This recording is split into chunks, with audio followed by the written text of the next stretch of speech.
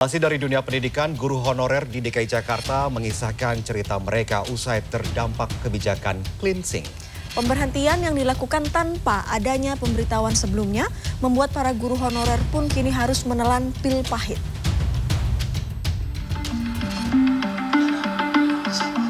Meski waktu telah menunjukkan pukul 7 pagi, hari-hari Suroso tampak tak sesibuk seperti biasanya setelah diberhentikan dari guru agama honorer di salah satu sekolah dasar negeri di Jakarta.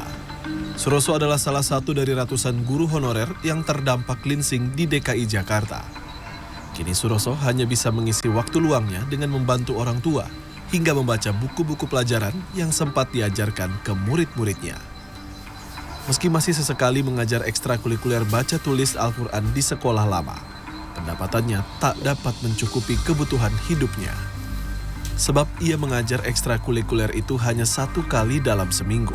Suroso yang lulus dari Sekolah Tinggi Agama Islam Az-Ziyadah Jakarta tahun 2009 silam telah mengabdi selama kurang lebih 3 tahun menjadi guru honorer dengan gaji 3 juta per bulan. Ia telah berupaya untuk mengikuti tes PNS sebanyak 1 kali dan tes kontrak kerja individu atau KKI 1 kali. Namun gagal. Ia berharap Dinas Pendidikan DKI Jakarta dapat mengembalikan para guru honorer yang terdampak cleansing untuk bisa mengikuti seleksi P3K. Terlebih mereka yang telah memiliki nomor unik pendidik dan tenaga kependidikan atau NUPTK.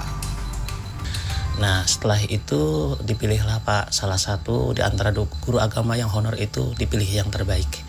Nah, setelah itu mohon maaf dengan berat hati Bapak sudah tidak bisa melanjutkan ngajar di sini lagi.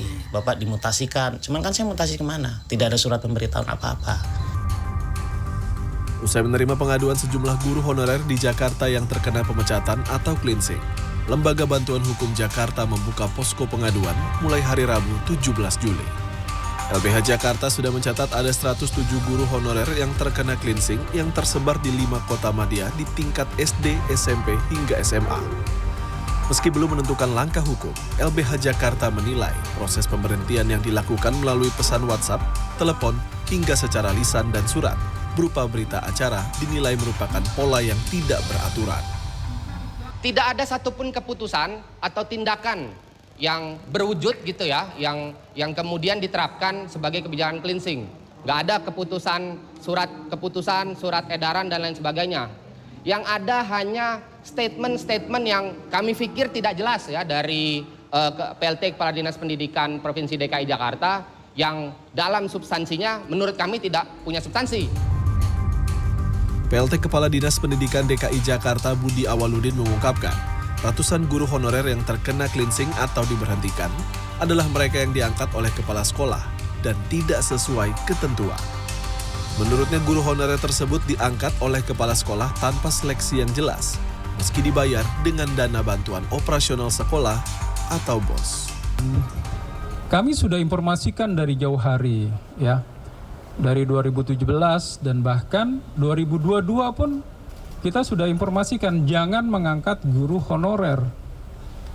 Ya. Nah, namun dalam prakteknya ada beberapa sekolah, kepala sekolah yang mengangkat guru honorer yang dibiayai oleh dana BOS. Di dalam Permendikbud nomor 63 tahun 2022 disebutkan, 4 kriteria guru yang bisa digaji dengan dana BOS antara lain berstatus bukan aparatur sipil negara, tercatat pada Dapodik, memiliki nomor unik pendidik dan tenaga kependidikan atau NUPTK, serta belum mendapatkan tunjangan profesi guru. Rizky Ihtiar Yahya, Jakarta.